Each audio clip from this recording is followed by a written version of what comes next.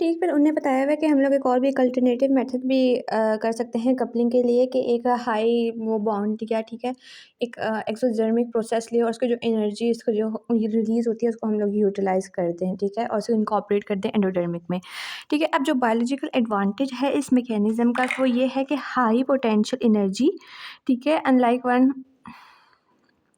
ठीक है, वो ये है कि वैसे कुछ भी नहीं, इसको पढ़ लीजिएगा। तो प्रिंसिपल हाई एनर्जी इंटरमीडिएट और जो कैरियर है ना और कैरियर कंपाउंड है वो है एटीपी है। फिर energy high energy phosphates play a central role energy capture and transfer, ठीक है। ऑटोट्रॉपिक की बात करें ऑर्गेनिज्म की, वो सिंपल जो है ना एक्सोथर्मिक प्रोसेस को गोनिक प्रोसेस को यूटिलाइज़ करते हैं। ऑटोट्रॉमिक जो प्लांट्स पे कर रहे होते हैं, फॉर एग्जांपल सनलाइट के लेते हैं रिएक्शन, सनलाइट से रिएक्शन जैसे ले रहे होते हैं, जो रिएक्शन जो कि ऑक्सीडाइज़ होता है क्या कहते हैं फेरिक फेरस में, ठीक है। फेरस फेरिक में आई थिंक सो इस तरह ही है। तो ऑन द अदर हैंड जो हेटेरोट्रॉपिक ऑर्गेनिजम्स हैं वो जो है ना कपलिंग से ले रहे होते हैं कि मेटाबॉलिज्म की कम्प्लेक्स ऑर्गेनिक मॉलिक्यूल्स को जो है ना अपने एनवायरनमेंट में तोड़ते हैं और उससे एनर्जी हासिल कर रहे होते हैं।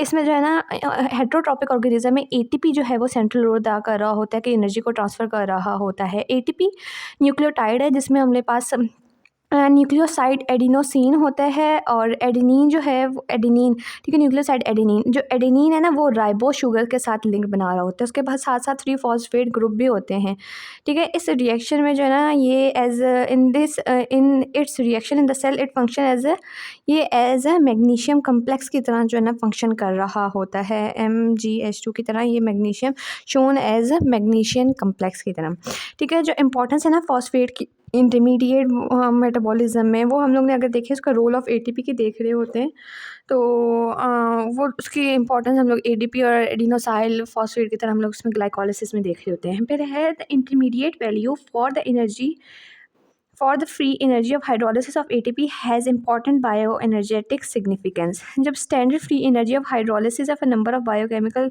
हम लोगों ने उसकी स्टैंडर्ड एनर्जी शो की हुई है फॉस्फेट की, ठीक है, डिफरेंट बायोकेमिकल रिएक्शंस में। और an estimate of the comparative technology, ठीक है, हम लोग ने इसको standard Gibbs free energy of hydrolysis से शो किया हुआ है जो कि है 37 सेंटीग्रेड दिखाई हुई है हमने।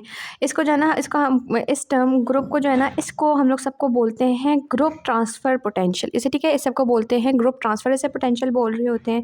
और जो वैल्यू है ना हाइड्रोलिसिस की जो टर्मिनेशन है फॉस्फेट ऑफ एटीपी, ये दो ग्रुप में डिवाइड कर सकते हैं हम लोग उसको, हाई एनर्जी फॉस्फेट और लो एनर्जी फॉस्फेट और हाई एनर्जी फॉस्फेट, ठीक। और इस इसके के बारे में ये क्या है, ठीक है, इसमें बताया हुआ है हाई एनर्जी फॉस्फेट और लो एनर्जी फॉस्फेट के बारे में। जो लो एनर्जी फॉस्फेट्स है ना तो उनका जो है ना वो जो जी नॉट की वैल्यू है, ठीक है, स्टैंडर्ड्स की जी नॉट की वैल्यू है वो एटीपी से जो है ना वो लो होती है, ठीक है, ठीक है, वो एटीपी से लो होती है। और अगर हम बात करें हाई एनर्जी फॉस्फेट की, उनकी मोर नेगेटिव होती है, ठीक है, ये वाला दिखा रहे हैं, ये जो है ना ये मोर नेगेटिव वैल्यू है डेल्टा जी नॉट की, एटीपी से ज़्यादा है, तो ये हाई एनर्जी फॉस्फेट है। और ये सॉरी लो एनर्जी फॉस्फेट है, ये हाई एनर्जी फॉस्फेट्स हैं। और इसमें जो है ना ज़्यादा वैल्यू होती है, ठीक है, इसमें ज़्यादा वैल्यू होती है, इसमें मोर नेगेटिव की डेल्टा जी जो है ना ये मोर नेगेटिव होता है, ऑपोजिट हो गया, सॉरी। उसके बाद फिर बात करते हैं जो कंपोनेंट्स हैं ना लेटर ग्रुप एटीपी के, वो एनहाइड्राइड्स होते हैं, मतलब लेटर एटीपी के एनहाइड्राइड्स, इनोल फॉस्फेट, फॉस्फोडाइल गुआनिन, ये देखो ये सारे फॉस्फोइनॉल पायरुवेट, कार्बोमाइल फॉस्फेट 1,3 बिस फॉस्फोग्लिसरेट, किटिनाइन फॉस्फेट इन एटीपी, ये सब सबसे ज़्यादा फॉस्फोफिनॉल पायरुवेट की होती है, ठीक है। उसके बाद सबसे कम जो है ना अगर बात करें वो ग्लिसरॉल 3 फॉस्फेट की, लो एनर्जी फॉस्फेट। अब जो सिंबल डेल्टा, ये जो पी है ना ये इंडिकेट करता है जो ग्रुप बॉन्ड के साथ अटैच्ड है कि on transfer to an appropriate receptor ये जो है ना ये large quantity of free energy को ट्रांसफ़र करता है, तो इस वजह से जो है एटीपी है ना उसका हाई ग्रुप ट्रांसफ़र पोटेंशियल है।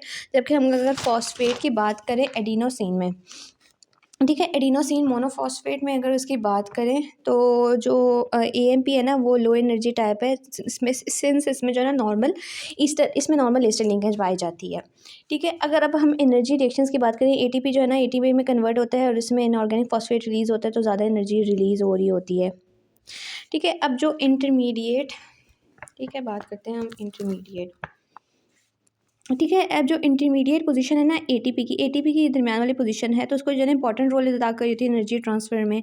ठीक है। जो high energy the high free energy change in hydrolysis of ATP to the relief of large repulsion of जैसे नेगेटिव। ठीक है। हाई एनर्जी अभी जो बहुत सी जो हमें फ्री एनर्जी रिलीव हो रही होती है वो कहाँ से होती है, वो ये है कि जो उसके ऑक्सीजन है ना, नेगेटिव ऑक्सीजन जब ये रिपेल करते हैं इसकी वजह से बहुत ज़्यादा एनर्जी रिलीज़ होती है और ये रिएक्शन पैटर्न प्रोडक्ट्स को जो है ना स्टेबलाइज़ करती है, स्पेशली ये फॉस्फेट को जो है ना स्टेबलाइज़ कर रही होती है। Other high energy compound thiol asters हैं जिसमें कोएंजाइम ए इन्वॉल्व हो होता है।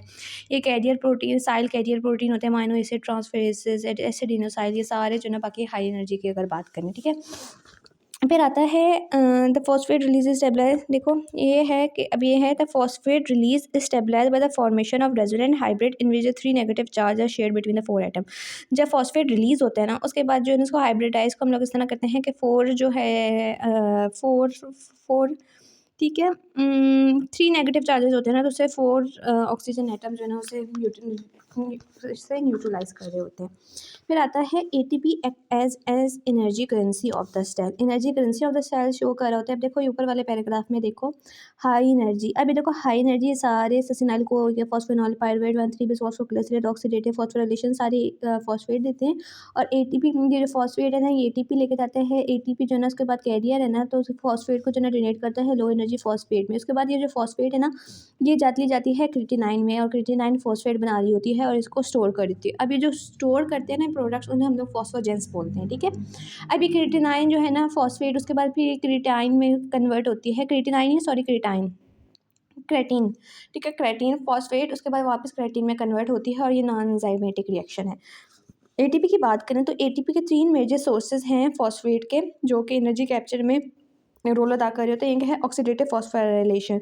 ऑक्सीडेटिव फॉस्फोराइलेशन का क्या है कि रिस्पायरेटरी चेन में जो हो रही होती है फॉस्फोराइलेशन उसको हम लोग ऑक्सीडेटिव फॉस्फोराइलेशन कहते हैं। इसमें एटीपी जो है ना माइटोकॉन्ड्रियल मैट्रिक्स में जनरेट होती है as oxygen is reduce, water में ऑक्सीजन रिड्यूस होता है। ग्रेटर क्वांटिटी जो फॉस्फेट जो है ना वो होती है ना, अगर हम लोग बात करें greatest quantity of phosphate in aerobic organism वो ऑक्सीडेटिव फॉस्फोराइलेशन में होती है। फिर ग्लाइकोलिसिस की बात करें तो नेट फॉर्मेशन इसमें 2 ऑर्गेनिक फॉस्फेट इसमें सॉरी 2 फॉस्फेट जो है ना वो लैक्टेट से जब हम of lactate from 1 molecule of glucose. ठीक है। मतलब 1 मॉलिक्यूल ऑफ ग्लूकोज से लेकर जी से लेकर ठीक है अगर बात करें एल तक।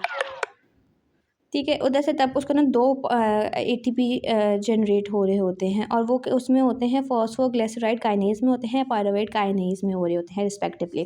फिर सिट्रिक एसिड में साइकिल में बात करें तो टोटल 1 एटीपी जनरेट हो रहा होता है। ठीक है। एटीपी की बात करें, ठीक है एटीपी की बात करें हम लोग नॉट के एनएडीपी की एनएडीएच की। ठीक है। इसकी बात नहीं करें, हम एटीपी की डायरेक्टली बात करें सिंथेसिस की। ठीक है। इसमें हो गया बहुत ज़्यादा होते हैं, ग्लाइकोलाइसिस में होते हैं, इसमें एक होते हैं फॉस्फोजेंस।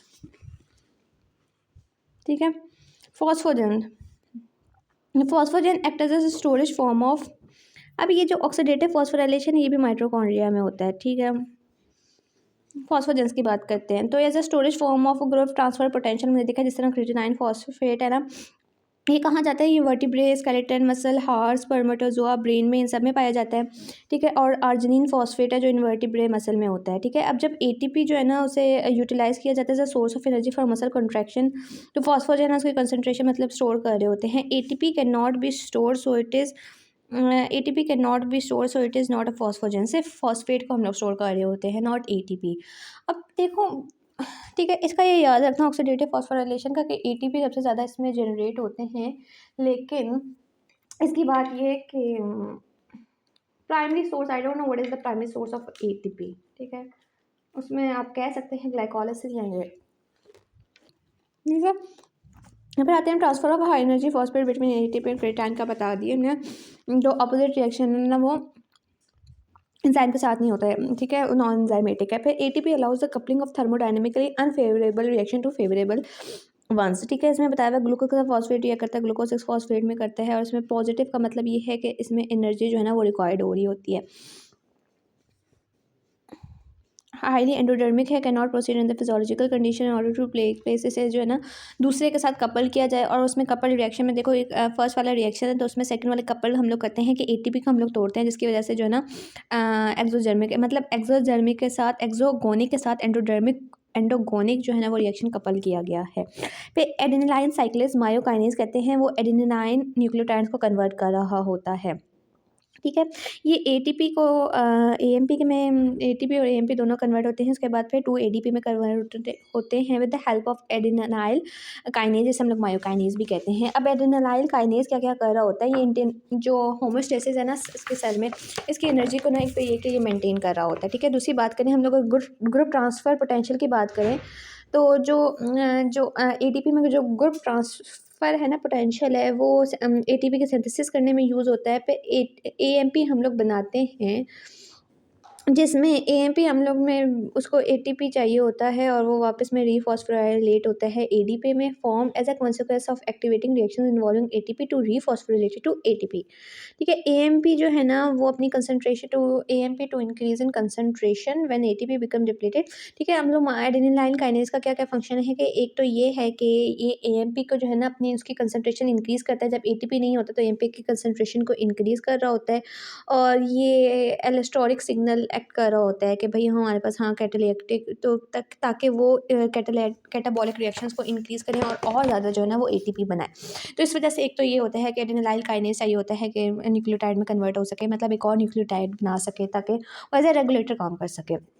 उसके बाद when ATP forms AAP inorganic pyrophosphate is release, हमने ये देखा है कि जब एटीपी जो है ना एएमपी में कन्वर्ट होता है, ये देखो मैं बताती हूँ कि एटीपी है, ठीक है, ये एएमपी में कन्वर्ट हुआ है तो उसके साथ साथ ना पायरोफॉस्फेट भी रिलीज होगा, तो पायरोफॉस्फेट पे इनऑर्गेनिक पायरोफॉस्फेटेज रिएक्ट करता है और उस पर दो इनऑर्गेनिक इसको 2 फॉस्फेट में कन्वर्ट कर देता है। ठीक है, ठीक है, इसमें है the reaction is compounded by the loss of free energy as a heat which ensures that the activation reaction will go to the fluid which is further agitated by the hydrolytic septic catalyzed organic reaction itself is, इसे ये एक्सोगोनिक है, इसमें energy release हो रही है। तो note that activation with the pyrophosphate result in the loss of, देखो इसमें हमने देखा है कि इसमें दो जो है ना जो फॉस्फेट लॉस होते हैं इंस्टेड ऑफ वन। ठीक है, और एडीपी और इनऑर्गेनिक फॉस्फेट बनते हैं। ठीक है, ये हो गया। इसको इसको देख लेना पे कम्बिनेशन और रिएक्शन मेक इट पॉसिबल। फिर है अदर न्यूक्लियोटाइड, अगर बात करें हम अगला न्यूक्लियोटाइड फॉस्फेट है ना, वो group transfer potential other nucleoside triphosphate participate in group transfer potential की बात करते हैं कि अगर हम लोग न्यूक्लियोसाइड डाईफॉस्फेट की बात करें kinases bye means of nucleoside diphosphate kinases. ठीक है, अब दूसरा काइनेज आया न्यूक्लियोसाइड एनडीपी। ठीक है, NDP kinases nucleoside diphosphate kinases, जिसमें आ जाते हैं यूटीपी एटीपी जो है ना वापस हम लोग उसको रीसिंथेसाइज कर देते हैं यूटीपी से, और पहले ये रिएक्ट करता है एटीपी के साथ और यूटीपी बनाता है। देखो एटीपी प्लस यूटीपी, ठीक है, एटीपी के साथ पहले रिएक्ट किया न्यूक्लियोसाइड डाईफॉस्फेट काइनेजेस, और वापस में हम लोग ने जो न्यूक्लियोसाइड एक डाईफॉस्फेट बना दिया। ठीक है, अब उसके बाद मोनोफॉस्फेट भी होता है कि जो के एनडीपी की जो है ना वो फॉर्मेशन कर रहा होता है। डाईफॉस्फेट काइनेसिस का मतलब ये डाईफॉस्फेट पे एक्ट करता है, उसे ट्राईफॉस्फेट में कन्वर्ट कर होता है, याद रखना। डाईफॉस्फेट का मतलब है डाईफॉस्फेट पे एक्ट करता है, ट्राईफॉस्फेट में कन्वर्ट करता है। ठीक, उसके बाद बायोलॉजिकल ऑक्सीडेशन की बात में आते हैं। ऑक्सीडेशन को हम लोग ने डिफाइन किया है as a removal of electrons, और रिडक्शन को हमने as a gain of electrons पे। Free energy changes can be express in terms of redox potential,